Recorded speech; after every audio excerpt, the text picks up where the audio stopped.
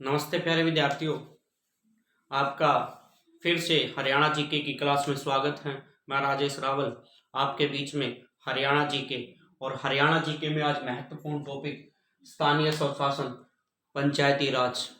तो पंचायती राज क्या है और स्थानीय स्वशासन क्या है, और हाल ही में अभी ग्राम सचिव का जो पेपर हुआ था वो अब कैंसिल हो चुका है। अर्थात ये कह सकते हैं दोबारा से पेपर आपका होगा, तो उसके लिए दोबारा से आप ग्राम सचिव की तैयारी कर रहे होंगे और उसमें ये क्लास आपकी बहुत महत्वपूर्ण होने वाली है। तो आइए इसके बारे में हम चर्चा करते हैं। और अभी वर्तमान में हरियाणा के अंदर, उत्तर प्रदेश के अंदर चुनाव भी है, तो उसकी दृष्टि से भी आपके लिए क्लास बहुत महत्वपूर्ण है। तो क्रमवार हरियाणा जीके की हमारी अगली क्लास आपके सामने प्रस्तुत है। तो प्यारे विद्यार्थियों, स्थानीय स्वशासन क्या है और पंचायती राज क्या है, इसे समझते हैं। स्थानीय का मतलब स्थान होता है, कोई जगह होती है, और स्व का मतलब स्वयं होता है, और शासन का मतलब किसी भी पद्धति के द्वारा किया गया कार्य स्थानीय स्वशासन कहलाता है। अर्थात किसी भी स्थान पर स्वयं शासन करना, स्वराज जिसे हम कह सकते हैं, स्थानीय स्वराज जिसे हम कह सकते हैं। स्वराज शब्द महत्वपूर्ण है। महात्मा गांधी का सपना था, महात्मा गांधी का भी सपना था। ग्राम स्वराज की नींव किसने रखी थी? तो महात्मा गांधी ने रखी थी। उससे भी पहले ग्राम स्वराज या स्वराज की स्वामी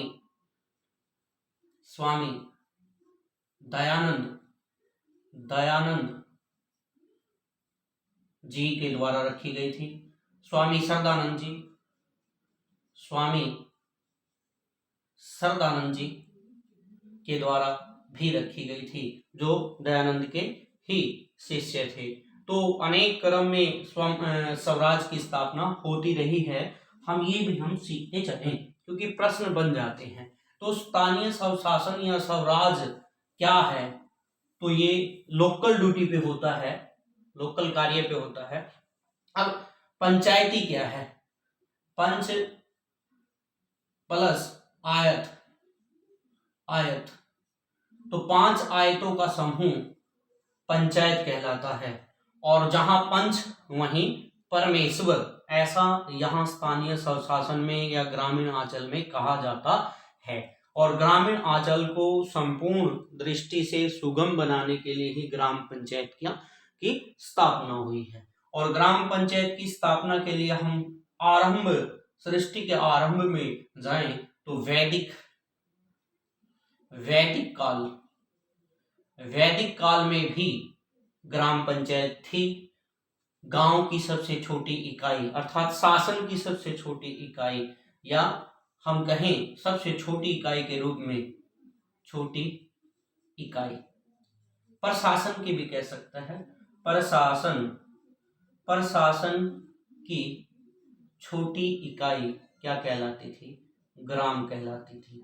कब कहलाती थी प्यारे दोस्तों?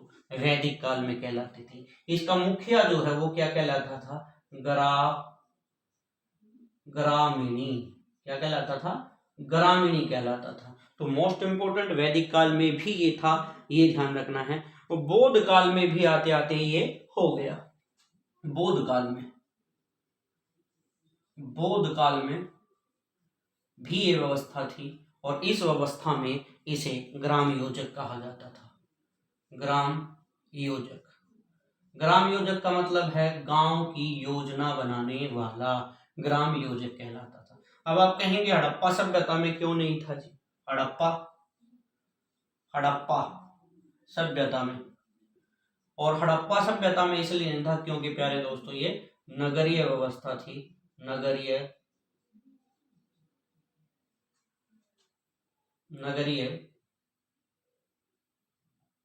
व्यवस्था थी। ठीक है। हाँ, ये नहीं कहते हैं कि नगर में व्यवस्था हो तो वो नहीं है, तो ग्राम पंचायत नहीं कह सकते, ये बात मैं यहाँ बताना चाह रहा हूँ। तो हड़प्पा सभ्यता तो बौद्ध काल में भी थी, ग्राम योजक के नाम से इसे जाना जाता था, ये बात भी हमें ध्यान हो। अब आगे जाके मुगल काल में आगे मुगल काल आया है। मुगल काल में भी ये व्यवस्था थी। मुगल काल में मुकद्दम इसे कहा जाता था। मोस्ट इंपोर्टेंट है, पूछा जा सकता है मुकद्दम, क्योंकि जो एक्सेप्शनल हो वही पूछा जाता है। वैदिक काल पूछा जा सकता है, मुकद्दम मुगल काल में पूछा जा सकता है। बौद्ध काल में इसे ग्राम योजक के नाम से जाना जाता था और शासन या प्रशासन की सबसे छोटी इकाई या समाज की सबसे छोटी इकाई के रूप में जो है गांव को ही माना जाता था। और वैसे समाज की सबसे छोटी इकाई परिवार भी है, ठीक है, वो भी आपको याद रखना है। परिवार, मनुष्य एक सामाजिक प्राणी है। तो मुगल काल में भी हमें याद हो मुकद्दम कहलाता था। आज वर्तमान में क्या कहते हैं भाई प्यारे दोस्तों? सरपंच। सरपंच भी कहते हैं, कहीं कहीं सरपंच कहते हैं, कहीं कहीं पर मुखिया भी कहते हैं, ग्राम प्रधान भी कहते हैं, प्रधान भी कहते हैं। तो ये भी हमें नाम वर्तमान में याद होने चाहिए। अब है जी स्थानीय स्वशासन जो है देखने को मिला है इतिहास में, कहाँ मिला है? तो चोल वंश में। चोल वंश में स्थानीय स्वशासन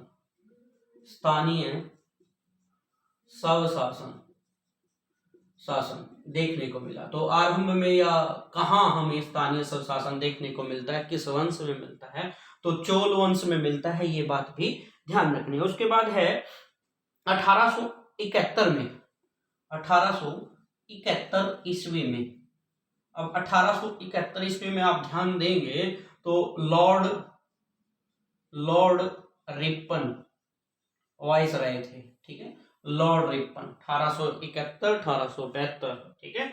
और यहीं पर 1872 में आप ध्यान देंगे, 1872 में जनगणना, ठीक है, 1871 1872। तो लॉर्ड रिपन के द्वारा जो है आगे जाकर के इस व्यवस्था को जो है आगे गांव को या गांव के अंदर या ग्राम पंचायत ग्राम के अंदर जो है या ग्राम के विकास के लिए वित्तीय व्यवस्था कब से शुरू या किसके द्वारा शुरू की? लॉर्ड रिपन के द्वारा जो है ये कहा गया, ये ध्यान में हो गई। स्थानीय स्वशासन और तालुका, स्थानीय स्वशासन और तालुका भी आता है कई बार, तालुका बोर्ड भी पूछ लेते हैं।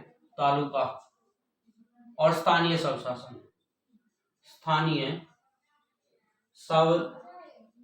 स्वशासन के जनक किसे कहा जाता है? तो आपने कहना है लॉर्ड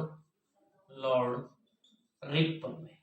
लॉर्ड रिपन को तालुका बोर्ड, स्थानीय स्वशासन का जनक भी कहा जाता है। ये बात भी आपको ध्यान रखनी है, क्योंकि लॉर्ड रिपन के द्वारा ही ये कार्य सुगमता के साथ आगे बढ़ाया जाता था। तो स्वशासन का पिता किसे कहा जाता है, जनक किसे कहा जाता है, व्यवस्थापक किसे कहा जाता है? तो लॉर्ड रिपन को आपको याद रखना है। उसके बाद भाई महात्मा गांधी ने भी क्या कहा था? स्वशासन, स्थानीय स्वशासन के लिए क्या कहा था? स्वराज शब्द का प्रयोग किया था। किसका? स्वराज शब्द का प्रयोग किया था और कहा था कि ग्रामीण अंचल या गांव के लोग अपनी व्यवस्था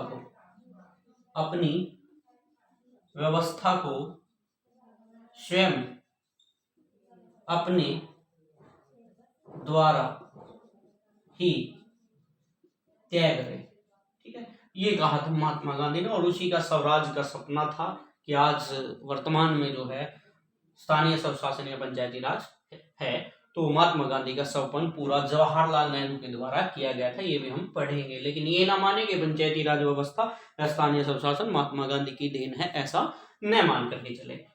उसके बाद है भैया आपका 1919 में। अब 1919 में भी अंग्रेजों का जो है कार्यकाल चला हुआ था आंशिक रूप से। 1919 में आंशिक रूप से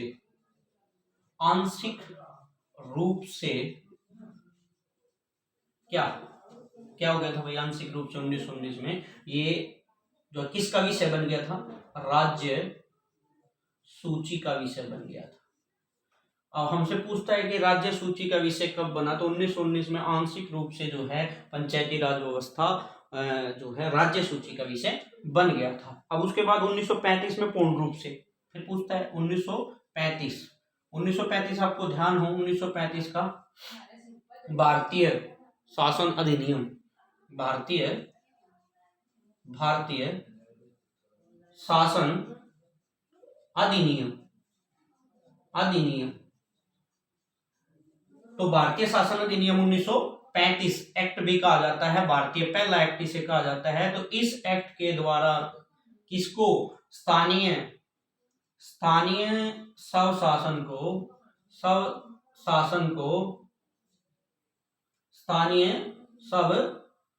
को एवं पंचायत व्यवस्था को या पंचायती व्यवस्था को राज्य सूची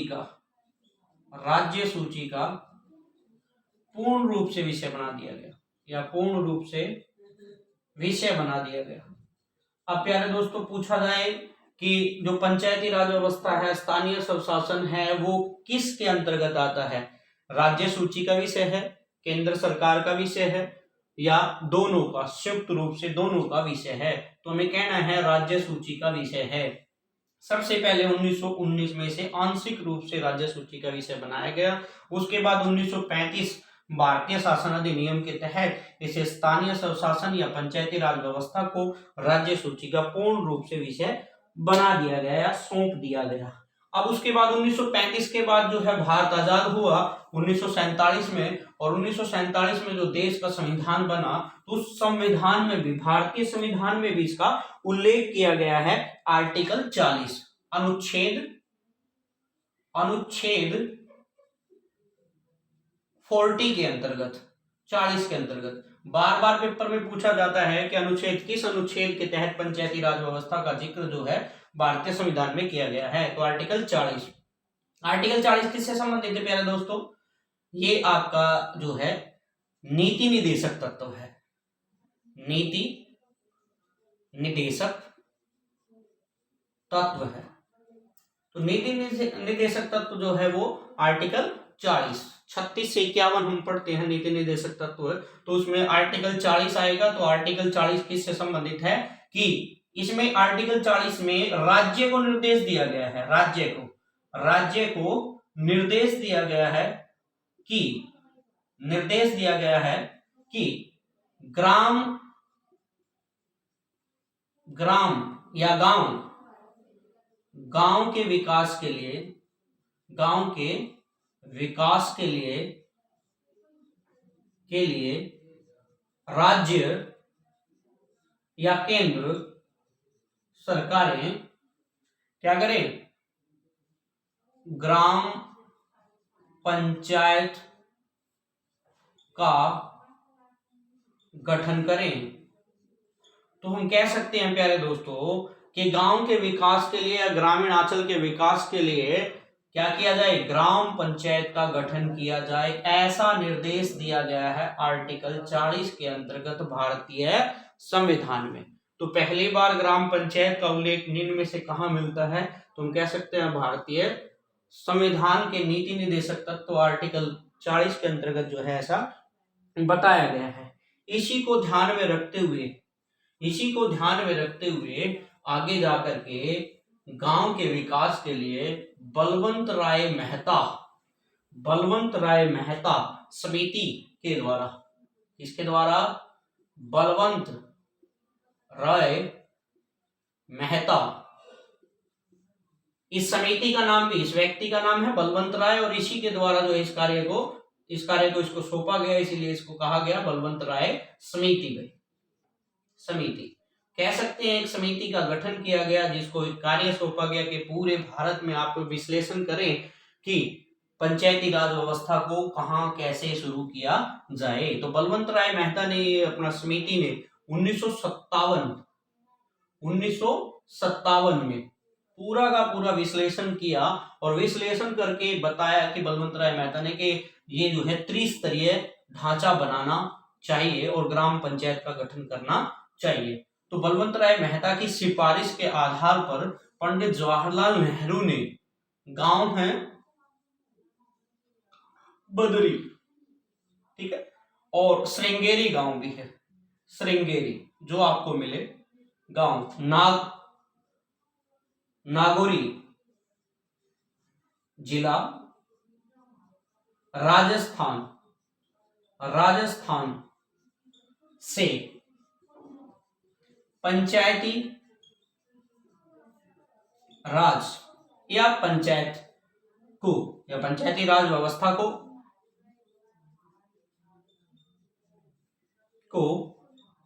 शुरू किया।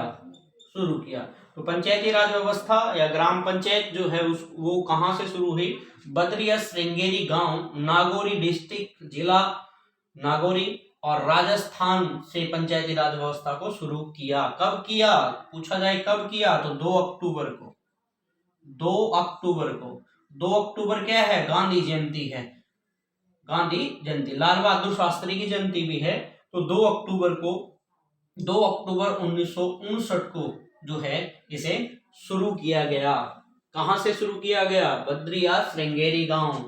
कहां पड़ता है? जिला नागौरी, राजस्थान के अंतर्गत। यहां से पंडित जवाहरलाल नेहरू के द्वारा जो है इसे पंचायती राज व्यवस्था को शुरू किया गया। प्यारे दोस्तों, तो बलवंत राय मेहता की सिफारिश के आधार पर जो है भारत के अंदर पंचायती राज व्यवस्था जो है शुरू की गई। कैसी व्यवस्था थी? वैधानिक व्यवस्था थी।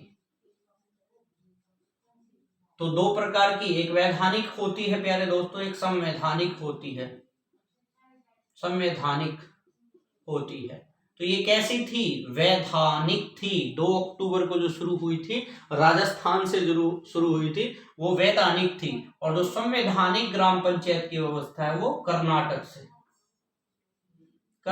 से शुरू हुई थी 94। ठीक है, तो कर्नाटक से शुरू हुई थी, ये भी हमसे पूछा जा सकता है। वो कैसी थी? संवैधानिक। वैधानिक कहां से शुरू हुई थी? पंचायती राज की। वैधानिक कहां से शुरू हुई थी? राजस्थान से। तो दोनों में अंतर है, इसलिए मैंने इकट्ठा लिखा है। वैधानिक व्यवस्था राजस्थान से और संवैधानिक व्यवस्था कर्नाटक से शुरू हुई थी। ये भी हमें बात ध्यान हो, विशेष बात है।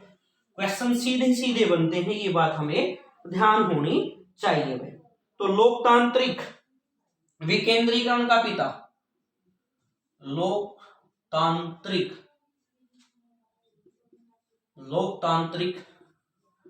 विकेंद्रीकरण का जनक किसे कहा जाता है? सीधा क्वेश्चन आता है। जैसे हमने कहा स्थानीय स्वशासन का पिता या जनक किसे कहा जाता है? लॉर्ड रिपन को कहा जाता है। तो वैसे लोकतांत्रिक विकेंद्रीकरण का जनक किसे कहा जाता है? क्योंकि लोकतांत्रिक है, यहाँ पर भारत एक लोकतांत्रिक देश है। और जब उस व्यवस्था में सबसे पहले विकेंद्रीकरण का जो विषय रखा, वो किसने रखा जी? बलवंत राय ने। तो बलवंत राय ऑप्शन में हो तो बलवंत राय, क्योंकि समिति भी पूछी जा सकती है, किस समिति ने रखा था विकेंद्रीकरण का? तो बलवंत राय ने। अगर दूसरी दृष्टि से देखें तो जवाहरलाल नेहरू भी उत्तर आएगा। ठीक है, ये भी हमें ध्यान होना चाहिए। तो विकेंद्रीकरण क्या है जी? इसको बलवंत राय मेहता को जो है कार्य सौंपा गया। पूरे के पूरे भारत में अपना कार्य को ये है उसका निरीक्षण कर रहे थे। और पूरे भारत में सामुदायिक विकास कार्यक्रम चले हुए थे 1952 के आसपास। तो विशेष मुद्दा उठा और 1954 में पूरे भारत में सामुदायिक विकास के लिए जो है कार्य शुरू किए गए। तो उसको पूरे के पूरे का निरीक्षण किया गया और कहा गया कि गांव के विकास के लिए जो प्रशासनिक हस्तक्षेप है उनको बंद कर दिया जाए, क्योंकि प्रशासनिक हस्तक्षेप में गांव का आंचल में विकास नहीं हो सकता। तो प्यारे दोस्तों, बहुत महत्वपूर्ण बात है, आज भी ये युवा को ध्यान रखना चाहिए कि प्रशासनिक हस्तक्षेप की वजह से गांव में विकास नहीं होता। ऐसा बलवंत राय मेहता ने अपनी सिफारिश में और अपनी संस्तुति में ऐसा बताया। और उसने लोकतंत्र को आगे बढ़ाना है तो ग्रामीण आंचल से आगे बढ़ाना पड़ेगा, ये बात कही। क्योंकि लोकतंत्र जो है वो गांव में 60 से 70% बसता है। इसीलिए सत्ता, उसने बताया कि सत्ता जो है उसका सत्ता का विकेंद्रीकरण होना चाहिए, सेंटर से डिसेंट्रलाइजेशन होना चाहिए। तो ऊपर की जो मेन पावर है, जो संसद की पावर है, जो प्रधानमंत्री की पावर है, वो नीचे गांव के आंचल तक भी जानी चाहिए। इसीलिए ऐसे बलवंत राय मेहता को हमें ध्यान रखना चाहिए। और पंडित जवाहरलाल नेहरू ने तो यहां तक भी इसमें कहा है, इसको लागू करते समय कहा है कि शासन की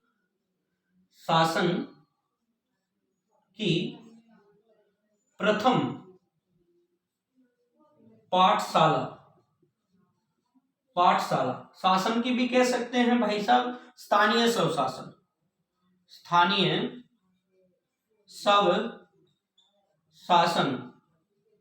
को शासन की प्रथम पाठशाला कहा गया है। तो हम कह सकते हैं कि स्थानीय स्वशासन को शासन, प्रशासन या लोकतंत्र या सत्ता की प्रथम पाठशाला किसने कहा? तो पंडित जवाहरलाल नेहरू ने कहा। ये बात हमें भूलनी नहीं चाहिए भाई कि पंडित जवाहरलाल नेहरू ने एक कदम आगे बढ़कर के इस बात को कहा। पंचायती राज लोकतंत्र की प्रथम पाठशाला है, इस रूप में भी आपका ये प्रश्न आ सकता है कि पंचायती राज व्यवस्था जो है वो लोकतंत्र की प्रथम पाठशाला है। तो किस प्रकार क्वेश्चन बना सकता है कि पंचायती राज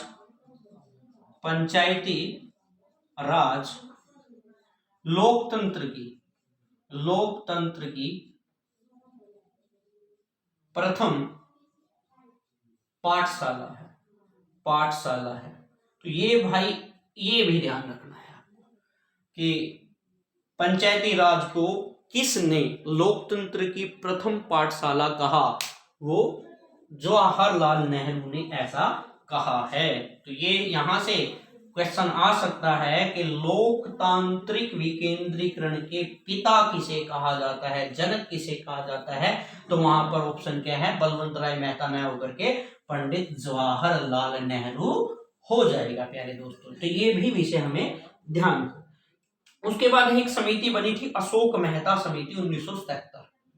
अशोक मेहता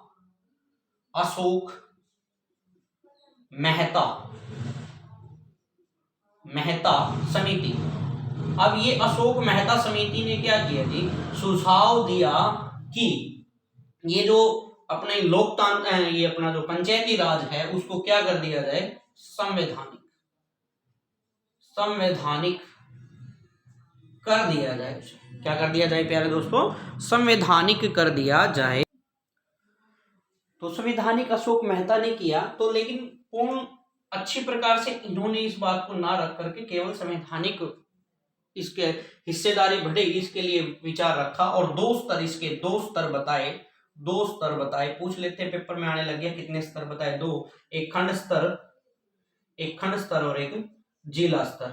और जो योजना बनाने का पूर्ण जो विवरण दिया गया है जिला स्तर पर हो, जिला स्तर पर इसकी योजना बनाई जाए। और इसका कार्यकाल जो है, इसका 4 वर्ष हो। तो छोटी छोटी बातें आने लगी है कि पंचायती राज व्यवस्था का आज वर्तमान में कार्यकाल 5 वर्ष का है, तो 4 वर्ष के कार्यकाल की संस्तुति किसके द्वारा की गई? तो अशोक मेहता के द्वारा की गई 1977 में। भाई 78 वगैरह में आगे इसकी रिपोर्ट को पढ़ करके हल्का सा नकार दिया गया। कुछ बातें हैं महत्वपूर्ण, वो हमें ध्यान हो कि 2 स्तर इसने बताए थे, 4 साल का कार्यकाल बताया था। कौन कौन से स्तर बताए थे? एक खंड स्तर और एक जिला स्तर, और जिला स्तर पर इसकी क्या है? योजनाएं बने, ऐसा बताया था। फिर है GV के रॉय 1985 में। GV के रॉय तो के द्वारा भी, GV के रॉय के द्वारा भी क्या है 1985 के अंतर्गत जो है ये समिति बनाई गई। और इसके द्वारा क्या है प्यारे दोस्तों? सिफारिश की गई कि इसके जो स्तर है वो 4 स्तर होने चाहिए। 4 स्तर में ग्रामीण स्तर, खंड स्तर, जिला स्तर और राज्य स्तर की संस्तुति जो है इसके GV के रॉय के द्वारा 1985 में दी गई। और इसने पंचायत को शक्तिशाली करने के लिए एक कदम आगे नई बात जो है प्रस्तुत की, ये ध्यान रखना है। अब GV के रॉय के द्वारा एक महत्वपूर्ण बात जो कही गई है, जो आज वर्तमान में भी है, वो मानी भी गई है, वो है आरक्षण। SC, एसटी और ओबीसी के लिए आरक्षण की बात भी इनके द्वारा जो है कही गई थी। महिलाओं के लिए आरक्षण, महिलाओं के लिए पंचायत में आरक्षण हो, ये बात भी जीवी के रॉय के द्वारा कही गई थी। फिर है एल.एम. सिंघवी समिति, एल.एम. सिंघवी समिति, मोस्ट इंपोर्टेंट एल.एम. सिंघवी समिति। तो इसके द्वारा महत्वपूर्ण जो है बात है वो हमें ध्यान हो, 1986 में इसका गठन किया गया था और इसने इसको वित्तीय सहायता के लिए जो है सिफारिश की थी। वित्तीय अनुदान और महत्वपूर्ण बिंदु है जो पेपर में पूछा जा सकता है, संवैधानिक दर्जा पंचायती राज को मिले, इसकी पुरजोर मांग जो है उठाई थी वो एल.एम. सिंघवी समिति के द्वारा जो है उठाई गई थी दोस्तों 1986 के अंतर्गत। और ये उस समय राजीव गांधी जो है देश के प्रधानमंत्री हुआ करते थे और राजीव गांधी के द्वारा एल.एम. सिंघवी समिति का भी संज्ञान लिया गया वित्तीय अनुदान के ऊपर भी और संवैधानिक, मेन महत्वपूर्ण है उस पे किस पे काम किया गया, संवैधानिक दर्जे पर। और 64वां व 65वां संविधान संशोधन किससे संबंधित है पूछा जा सकता है प्यारे दोस्तों, मोस्ट इंपोर्टेंट बात है। 64वां और 65वां संविधान संशोधन किससे संबंधित है, तो ग्राम पंचायत से ही है, ग्राम पंचायत के संवैधानिकरण से संबंधित है। लेकिन ये लागू नहीं हो पाया, ये बात भी हमें ध्यान होनी चाहिए। पी.के. थुंगन समिति 1988 में आई थी, पी.के. थुंगन समिति, ये भी इंपॉर्टेंट है। 1988 में आई पी.के. थुंगन समिति 1988। इसकी भी महत्वपूर्ण बात क्या थी कि तुरंत प्रभाव से पंचायती राज को संवैधानिक दर्जा दिया जाए, तुरंत प्रभाव से कहा गया था।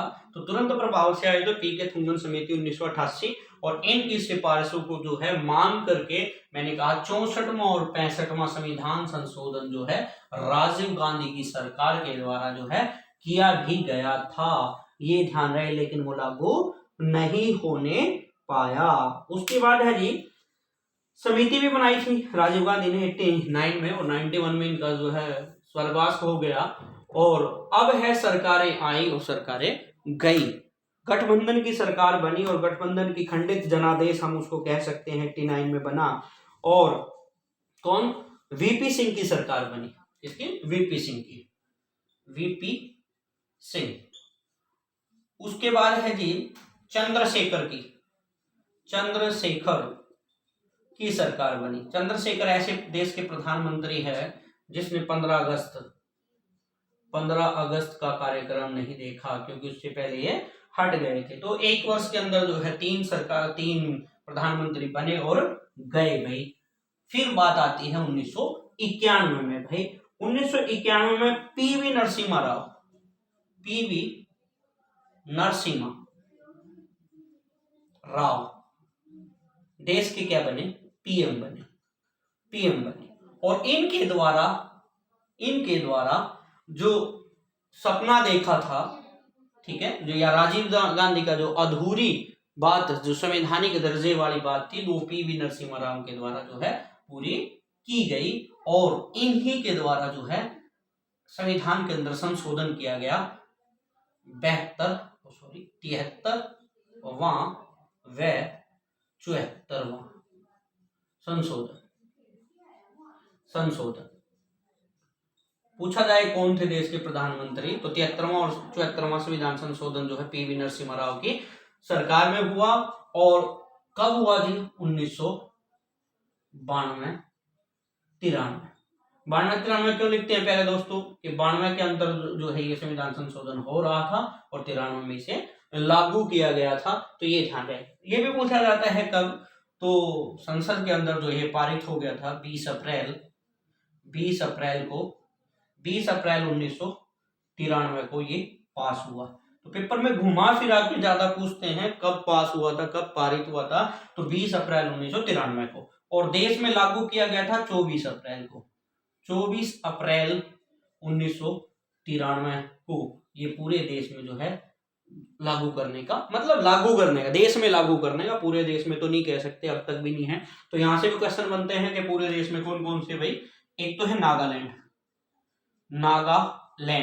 अभी आया भी था, पेपर में भी आया हुआ है, ग्राम सचिव जो अभी हुआ था कि किन किन राज्यों के अंतर्गत जो है पंचायती राज व्यवस्था लागू नहीं है। तो नागालैंड के अंदर नहीं है, मेघालय और मिजोरम इन तीन राज्यों के अंतर्गत जो है पंचायती राज व्यवस्था नहीं है प्यारे दोस्तों। क्या नहीं है? पंचायती राज व्यवस्था नहीं है। और केंद्र शासित प्रदेश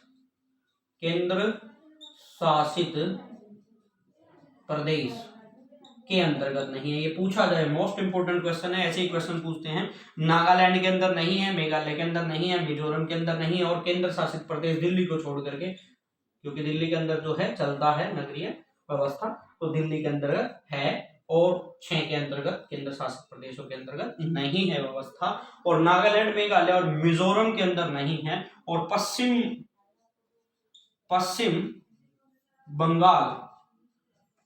बंगाल का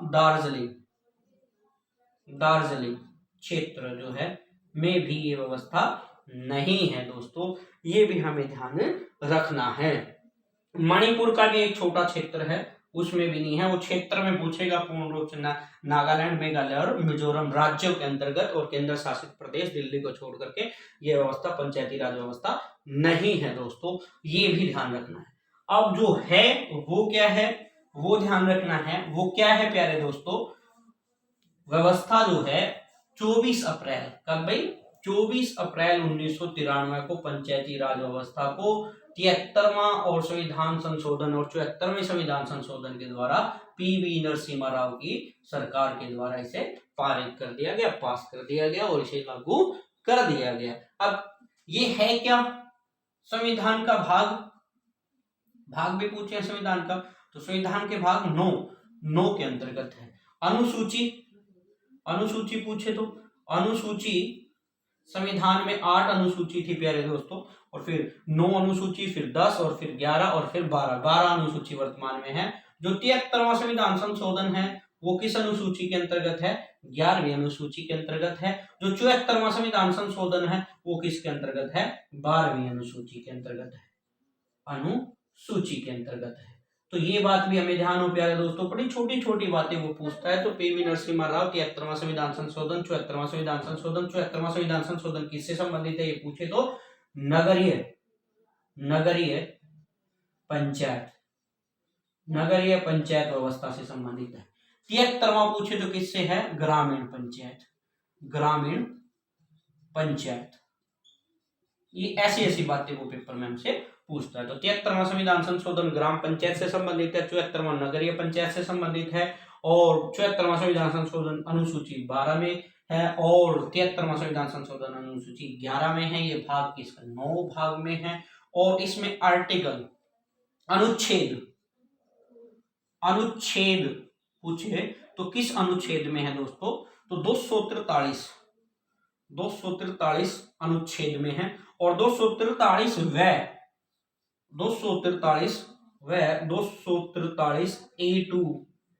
A2O के अंतर्गत जो है ये 73वां संविधान संशोधन अनुसूची 11 ग्रामीण पंचायत, और ग्रामीण पंचायत किस अनुच्छेद में, आर्टिकल में है? तो हमें कहना है 243 A2O तक है, ये ध्यान रखना है। अब कितने, ये भी पूछा जा सकता है, कितने अनुच्छेदों में ग्रामीण पंचायत का उल्लेख किया गया है? तो आर्टिकल कितना? A2O तक कितने बैठते हैं? 15 पे। कितने बैठते हैं दोस्तों? 15 और 1 243, तो कितने हो जाएंगे? 16। टोटल 16 आर्टिकल्स के अंदर जो है ग्रामीण पंचायत का, ग्राम पंचायत का जिक्र किया गया है। उसके बाद जो है नगरीय पंचायत का जिक्र किया गया है प्यारे दोस्तों। उसके बाद है जी, एक होती है परवर समिति। तो परवर समिति किसके लिए बनाई गई थी? देखो, संविधान के अंदर, संसद के अंदर जो महत्वपूर्ण कानून बनता है पूरे देश की व्यवस्था को बनाए रखने के लिए, उस ढांचे को मजबूत बनाए रखने के लिए, या संविधान के मूल स्ट्रक्चर में जब जब ऐसा अमेंडमेंट जो पूरे देश के हित में हो या देश की रक्षा के हित में हो, तो परवर समिति बनाई जाती है, परवर समिति। और परवर समिति जो है वो एकल भी होती है और दोनों सदनों के लिए भी होती है। तो लोकसभा और राज्यसभा दोनों के लिए भी होती है और एक के लिए भी होती है। तो किसके लिए? 73वां जो संविधान संशोधन है, जो 73वां संविधान संशोधन है, तो हाँ, ये कह सकते हैं 72वां संविधान संशोधन के द्वारा 73वें और 74वें संविधान संशोधन के लिए परवर समिति जो है बनाई गई थी। ये बात भी हमें ध्यान रखना है भाई। 1992 में परवर समिति बनाई गई थी। और किसके लिए? गहन अध्ययन के लिए। किसके लिए? गहन अध्ययन। किस पर गहन अध्ययन के लिए? स्थानीय संस्थानों और पंचायती राज व्यवस्था को क्या संवैधानिक दर्जा दिया जाए या न दिया जाए। तो इसकी सारी की जो है ये परवर समिति के द्वारा जो है पास की गई, और तब जाकर के ये पंचायती राज व्यवस्था संवैधानिक व्यवस्था जो है बन पाई। ये भी बात हमें ध्यान रखो प्यारे दोस्तों। अब बात करते हैं दोस्तों, पंचायती राज व्यवस्था अपना जो है देश के अंदर जो है लागू कर दिया गया, और पंचायती राज व्यवस्था संवैधानिक व्यवस्था बन चुकी थी। और ये किसका विषय है? तो हमें पहले भी डिस्कस किया 1919 में और 1935 में। ये राज्य सूची का विषय है, और आज वर्तमान में भी ये किसका विषय है? राज्य सूची का विषय है।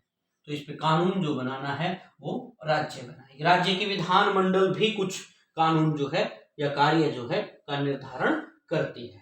वैसे भारतीय संविधान के अंदर जो है इसमें अमेंडमेंट होकर इसके कानून वगैरह बन चुके हैं, जो आर्टिकल में उल्लेखित है। और आर्टिकल में उल्लेखित भी हम चर्चा क्रमवार करते चलेंगे। धारा वगैरह भी पेपर में अब की बार भी आई हुई है, तो वो भी हम चर्चा का विषय बनाएंगे दोस्तों। तो अब है राज्यों के अंदर जो है इसे लागू कर दिया गया, वो पहला राज्य कौन सा है? तो हमने कहा दोस्तों पहला राज्य है राजस्थान। राजस्थान, ठीक है, ये ध्यान रखना है। अब उसके बाद है, जब संविधान, ये था वैधानिक। कैसा था दोस्तों? वैधानिक। वैधानिक पंचायती राज को जो है शुरू किया गया था कहां से? राजस्थान से। संवैधानिक पहला राज्य कौन सा है जी? कर्नाटक। कर्नाटक से इसे शुरू किया गया। ये मोस्ट इंपोर्टेंट है। उसके बाद दोस्तों हम बात करते हैं कि शिक्षा को या शिक्षित ग्राम पंचायत या शिक्षित ग्राम पंचायत का पहला राज्य भी कौन सा है? राजस्थान। या ऐसा राज्य जहां पंचायती राज व्यवस्था को शिक्षित पंचायत या शिक्षित पंचायत का दर्जा दिया गया, वो पहला राज्य कौन सा है जिसने अपने राज्य के अंदर राज्य सूची के विषय के अंतर्गत जो है शिक्षित ग्राम पंचायत की व्यवस्था को बनाया? ऐसा राज्य पहला है दोस्तों राजस्थान। कब? 2014 के अंतर्गत। फिर दूसरा राज्य पूछे तो मोस्ट इंपोर्टेंट हरियाणा जीके में फिर आ जाएगा। दूसरा राज्य है हरियाणा। कब है दोस्तों? हरियाणा कब बना? 2016 में अमेंडमेंट किया राज्य सूची के अंतर्गत। हरियाणा की विधानसभा में अमेंडमेंट किया 7 सितंबर को। सितंबर भी दे सकता है दोस्तों, सितंबर 2015 को। सितंबर 2015 को अमेंडमेंट कर करके हरियाणा विधानसभा में शिक्षित ग्राम पंचायत का जो है कार्य शुरू किया गया। शिक्षित ग्राम पंचायत के लिए कानून बनाया गया, और शिक्षित ग्राम पंचायत हरियाणा में जनवरी 2016 के अंतर्गत जो है पहली ग्राम पंचायत बनी। तो हरियाणा में शिक्षित पहली ग्राम पंचायत कब बनी, ये क्वेश्चन आए तो जनवरी 2016 में। अब जो इलेक्शन है, जनवरी आ चुका है, जनवरी की बात है, तो जनवरी 2021 में दूसरे शिक्षित ग्राम पंचायत के चुनाव होने जा रहे हैं।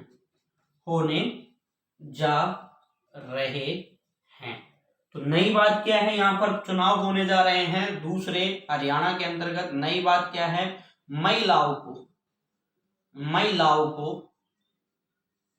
अब संविधान के अंदर एक बार बात करते हैं। संविधान के अंदर या 73वें संविधान संशोधन के अंतर्गत जो है महिलाओं को 1/3 या 33% कहेंगे सीधा, 33% जो है आरक्षण था।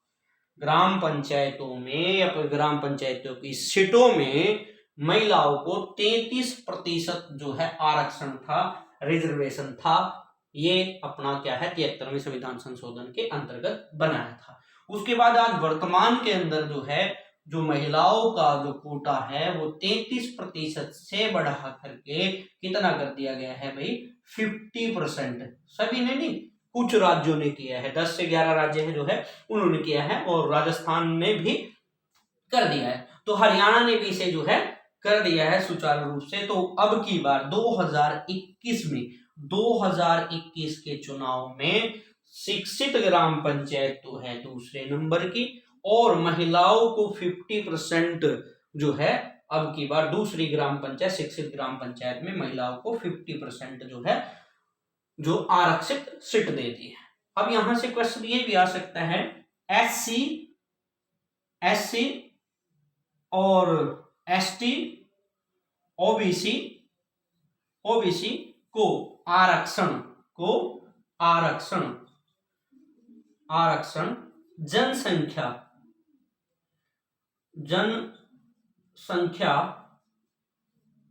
के आधार पर दिया जाता है। अब जो SC ST की सीट है वो निर्धारित की जाती है, वो कैसे की जाती है, उनको जनसंख्या के आधार पर, मोस्ट इंपोर्टेंट बात है प्यारे दोस्तों, जनसंख्या के आधार पर उनको आरक्षित सीट जो है दी जाती है। तो मोस्ट इंपोर्टेंट दोनों क्वेश्चन ही ध्यान रखना है आपको।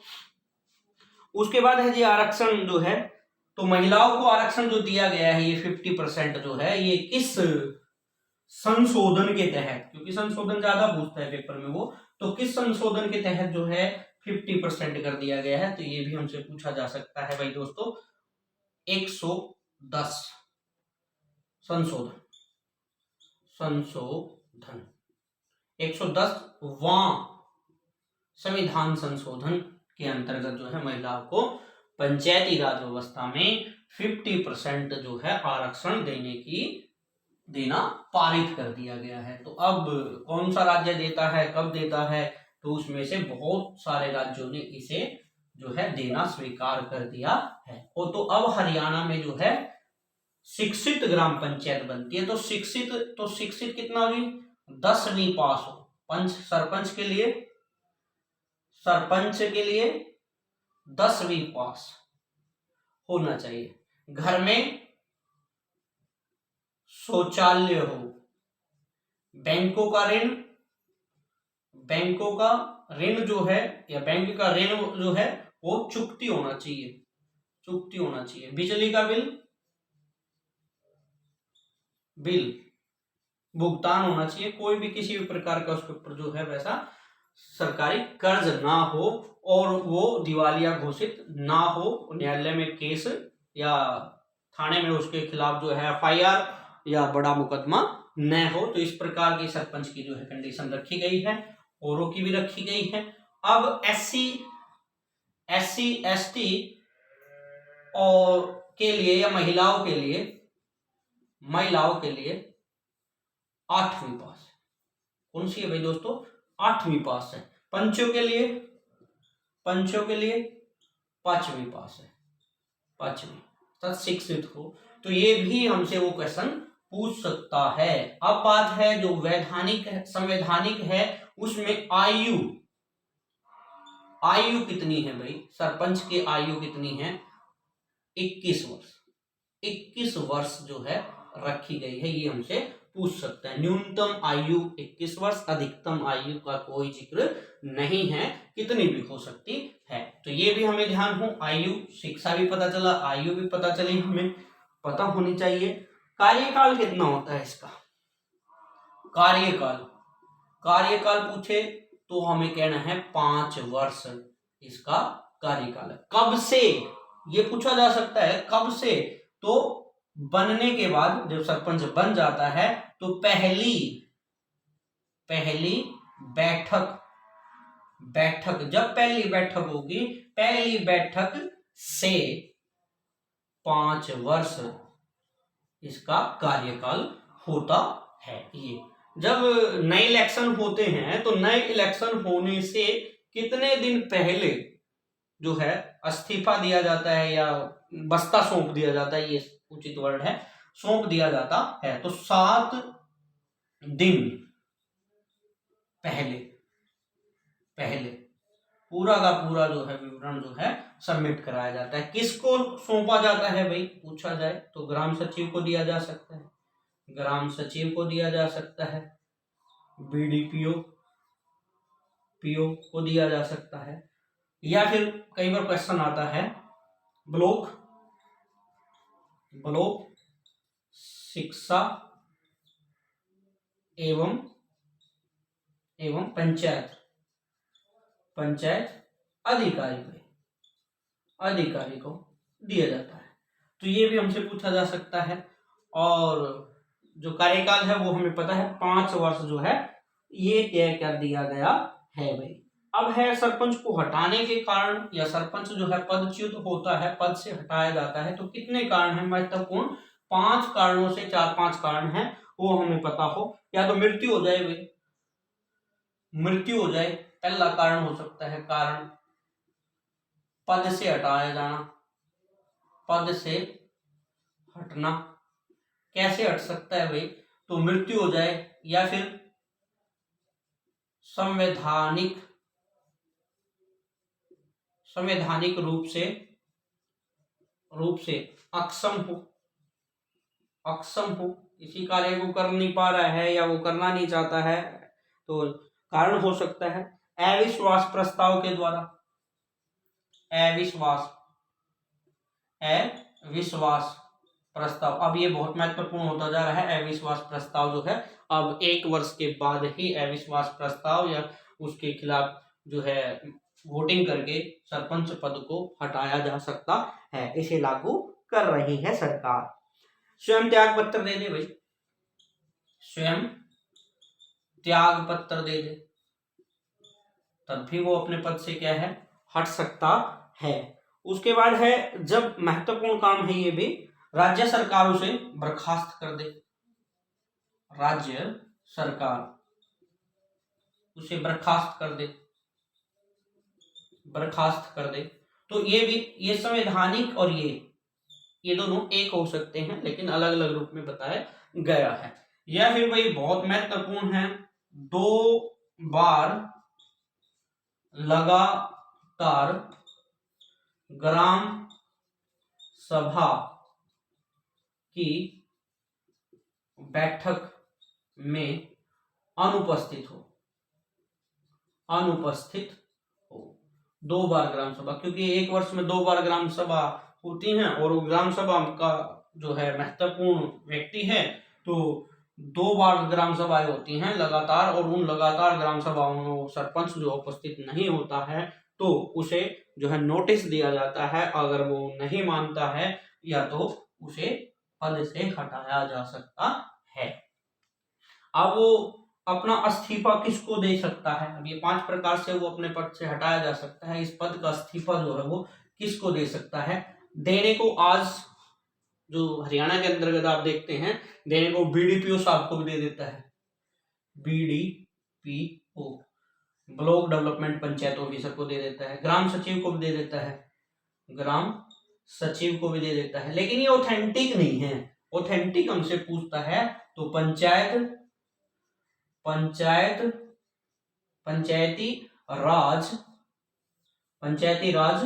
डायरेक्टर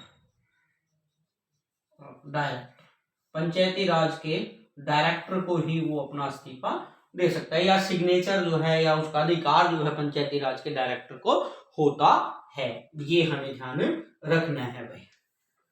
तो इस प्रकार जो है वो अपने पद से इस्तीफा दे सकता है प्यारे दोस्तों। तो इस प्रकार जो है पंचायती राज व्यवस्था में अनेक महत्वपूर्ण जो विषय है ये ध्यान रखना है। शहरी पंचायत भी है, शहरी स्वशासन भी है। अब जो है अपना राज्य की वित्तीय, क्योंकि वित्तीय धन की भी आवश्यकता होती है। जब धन की आवश्यकता होती है तो वित्तीय आयोग तो हमें ध्यान हो, सेंटर में वित्त आयोग होता है, राज्य के अंदर वित्त आयोग होता है। तो राज्य के अंतर्गत राज्य सूची का विषय है तो ग्राम पंचायत के लिए, क्योंकि स्थानीय स्वशासन जो है प्रशासन की जो तीसरी महत्वपूर्ण जो है कड़ी है, जैसे केंद्र सरकार है, राज्य सरकार है और फिर है स्थानीय स्वशासन, क्योंकि ये संवैधानिक दर्जा प्राप्त है, इसे तीसरी सरकार के नाम से भी जाना जाता है। ये भी हमें ध्यान हो। तो वित्तीय आयोग का गठन किया जाता है यहाँ पर राज्य के अंतर्गत, या राज्य ही करेगा, तो वित्तीय कमीशन यहाँ पर बनाया जाता है। वित्तीय आयोग के द्वारा वित्तीय कमीशन के जो है बनाया जाता है, उसके द्वारा ही यहाँ ग्राम पंचायतों को, स्थानीय स्वशासन को, या हम कहें शहरी पंचायतों को जो है पैसा दिया जाता है कार्य के ऊपर। अगर पैसे नहीं देंगे तो कार्य कैसे कर पाएंगे? तो ये बात हमें ध्यान हो गई। किसके तहत? अनुच्छेद 243 आई व 243 वाई। देखो याद रहने के लिए 243 आई 243 वाई फाइनेंशियल वित्त से संबंधित है। ठीक है, आई वाई फाइनेंशियल तो पैसे से संबंधित है। तो अनुच्छेद 243 जो है आई जो है प्यारे दोस्तों वो किससे संबंधित है? वो है ग्राम पंचायत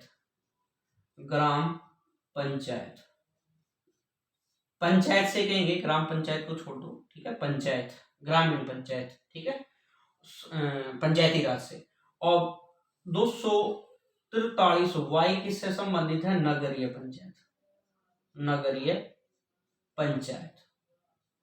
पंचायत। इकट्ठा इसलिए कर रहे हैं इसको क्योंकि वित्त आयोग जो है, या राज्य वित्त आयोग हम कह सकते हैं, राज्य वित्त आयोग। तो राज्य वित्त आयोग के द्वारा जो है यहाँ वित्त कमीशन बनाया जाता है, और वित्त कमीशन के द्वारा जो है इसे आर्टिकल 243 आई के द्वारा ग्राम पंचायत के लिए वित्त धन संपदा, और 243 वाई के द्वारा नगरीय पंचायत के लिए वित्त व्यवस्था की जाती है। ये ध्यान में रखना है। उसके बाद है दोस्तों, ये कहां से मिलता है पैसा? कई बार क्वेश्चन ये भी आता है, राज्य की संचित निधि से। राज्य की संचित निधि से। तो राज्य का जो निधि कोष होता है उससे इस संपत्ति को जो है ग्राम पंचायत के लिए और नगरीय पंचायत के लिए दिया जाता है। ये ध्यान रखना है। अब है राज्य निर्वाचन आयोग की नियुक्ति में। राज्य निर्वाचन आयोग की नियुक्ति भी की जाती है। 243 एच अनुच्छेद है ये, आर्टिकल अनुच्छेद के द्वारा 243 एच आर्टिकल के द्वारा राज्य निर्वाचन आयोग की का गठन किया जाता है। अब ये गठन भी पूछा जाए, राज्य निर्वाचन आयोग का गठन किसके द्वारा किया जाता है? तो हम कहेंगे राज्यपाल के द्वारा ठीक किया जाता है। अब राज्य 243 एच राज्य निर्वाचन आयोग का गठन होता है, और इसके आयुक्त की नियुक्ति, क्योंकि राज्य निर्वाचन आयोग के आयुक्त होते हैं, एकल ही होता है, आयुक्त, और आयुक्त की नियुक्ति कौन करता है जी? राज्यपाल के द्वारा की जाती है। आर्टिकल मोस्ट इंपोर्टेंट 243 के में क्या दिया गया है? राज्य निर्वाचन आयोग का गठन के बारे में बताया गया है। आर्टिकल 243 में क्या बताया गया है दोस्तों? राज्य वित्तीय आयोग के बारे में, ग्राम पंचायत के बताया गया है। 243 में क्या बताया गया है? नगरीय पंचायत के बारे में या उसकी वित्तीय सहायता के बारे में बताया गया है। अब है दोस्तों 243 के अनुच्छेद है, आर्टिकल है। आर्टिकल 243 के द्वारा जो अपना आयुक्त है, राज्य निर्वाचन आयोग का जो आयुक्त है, उसे हटाने की प्रक्रिया किससे संबंधित है? 243 के से संबंधित है। और किस प्रकार हटाया जाएगा? जिस प्रकार राज्य के उच्च न्यायालय के न्यायाधीश को जिस प्रक्रिया के द्वारा हटाया जाता है, उसी प्रकार आयुक्त को हटाया जाएगा। अब है जर्नल थे ये। उसके बाद है अनुसूचित क्षेत्र भी है। कुछ अनुसूचित क्षेत्र है जो चिन्हित किए गए हैं भारत सरकार के द्वारा। उन अनुसूचित क्षेत्रों में भी पंचायत का विस्तार किया जाता है। उसे पैसा बोला जाता है। क्या बोला जाता है? पैसा। मोस्ट इंपोर्टेंट पैसा जो है, इसकी 24 दिसंबर 1996 को जो है ये लागू होता है। 24 दिसंबर 1996 को इसे लागू किया जाता है, ये ध्यान रखना है। उसके बाद है भाई अनुसूचित, क्या नाम है इसका जी? यहाँ पी से है पंचायत। अब ई से क्या बनेगा जी आपका? ये ध्यान रखना है भाई। ई से है एक्सटेंसल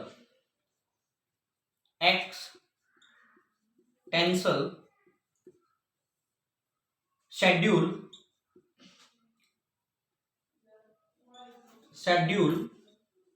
act, panchayat extension schedule act 1996 कब लागू हुआ दोस्तों? 24 दिसंबर 1996। शॉर्ट में क्या बोलते हैं इसको जी? PESA, सॉरी पैसा है ये, तो PESA पैसा एक्ट जो है वो किससे संबंधित है? वो है जी आपका एक्सटेंशन का मतलब होता है जी अनुसूचित। तो अनुसूचित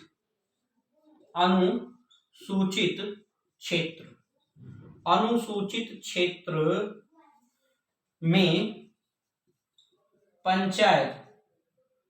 पंचायती राज एक्ट, ये 1996 में जो है यहाँ लागू हुआ। तो ये पैसा, इसके बारे में भी पूछा जा सकता है। और पंचायती जो ये सिस्टम है, ये 11 राज्यों के अंतर्गत जो है शामिल है। इतना डिटेल में आपसे नहीं पूछेगा। तो पैसा किससे संबंधित है? सीधा पूछा जा सकता है। या कब बना? 24 दिसंबर 1996 को बना। किससे संबंधित है? अनुसूचित क्षेत्रों से ये संबंधित है। अनुसूचित क्षेत्रों के अंदर जो पंचायती राज एक्ट उनके लिए बनाया गया है, ये उससे पैसा संबंधित है। ये मोस्ट इंपोर्टेंट है आपके लिए, ये भी पूछा जा सकता है भैया। उसके बाद है जी 74वां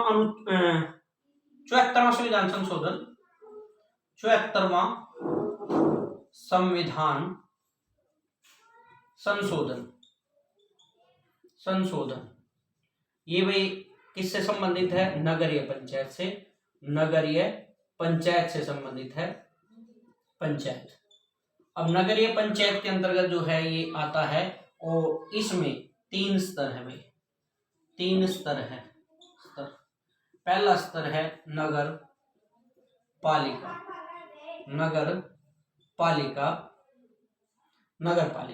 दूसरा स्तर है भाई नगर परिषद। तीसरा स्तर है दोस्तों नगर निगम। नगर निगम का जो मुखिया है, वो चेयरमैन जिसको हम कहते हैं, वो तो उसको भी हमें ध्यान रखना है। क्या बोला जाता है भाई उसको? नगर निगम का जो अधिकारी होता है, जैसे नगर परिषद का चेयरमैन होता है, नगर पालिका का चेयरमैन होता है, और नगर निगम का क्या होता है? वैसे ही पूछा जाता है मेयर। क्या होता है? मेयर होता है। मेयर, इसका क्या होता है? चेयरमैन होता है। इसका भी क्या होता है? चेयरमैन होता है। तो ये भी हमसे पूछे गए। नगर पालिका, नगर परिषद, नगर निगम। जो क्षेत्र 10,000 से ऊपर हो जाता है, जैसे 10,000 से नीचे जो है ग्रामीण होता है, 10,000 से ऊपर जाते ही क्या बन जाता है, नगर पालिका बन जाता है, ये ध्यान रखना है। उसके बाद है नगर परिषद हो जाता है, 30 से 50,000 तक जो नगर परिषद हो जाता है। और उसके अब वो जो है तो कितना है, नगर निगम हो जाता है। 3 लाख से ऊपर पहुंच जाता है तो नगर निगम के अंतर्गत जो है वो पहुंच जाता है। तो नगर निगम में मेयर होता है, नगर परिषद और पालिका में चेयरमैन होता है। ये शहरी व्यवस्था है, शहरी पंचायत के नाम से जाना जाता है। 74वां संविधान संशोधन के अंतर्गत जो है इसे रखा जाता है। अनुसूची इसकी पूछे तो अनुसूची किसका विषय है जी, 12वीं अनुसूची का ये विषय है, ये भी ध्यान रखना है। अब उसके बाद है डीपीसी